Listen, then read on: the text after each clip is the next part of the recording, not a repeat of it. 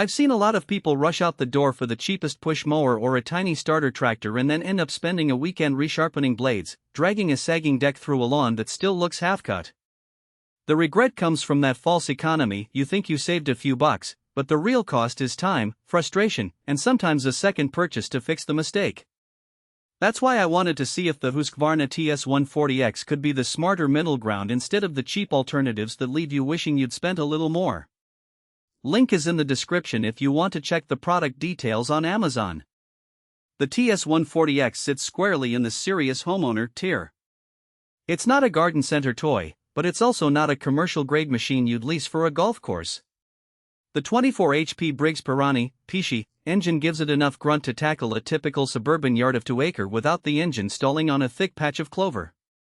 For people who already know the difference between a 12 HP mower that crawls on a steep slope and a 30 HP model that just glides, this tractor feels like the right amount of power without being overkill.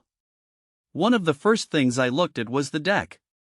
The 54-inch stamped, 3-blade configuration is larger than the 42-inch decks you see on many entry-level units, which means fewer passes and a more consistent cut.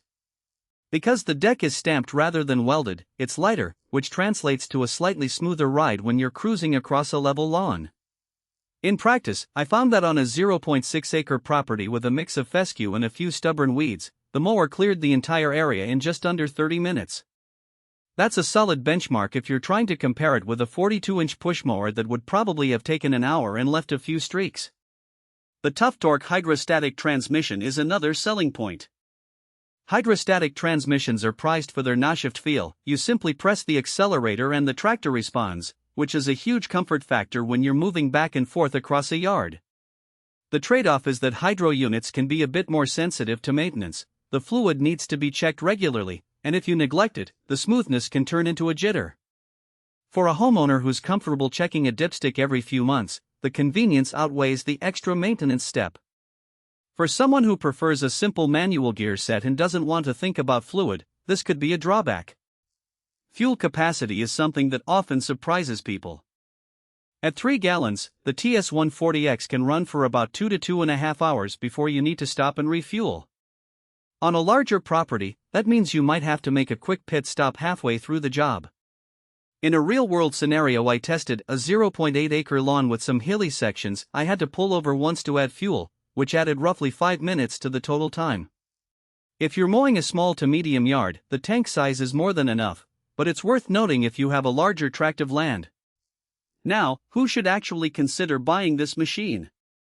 If you have a yard that's larger than the typical acre suburban lot, if you have a mix of grass types, occasional weeds, and you want to cut it in a single pass, the TS140X makes sense.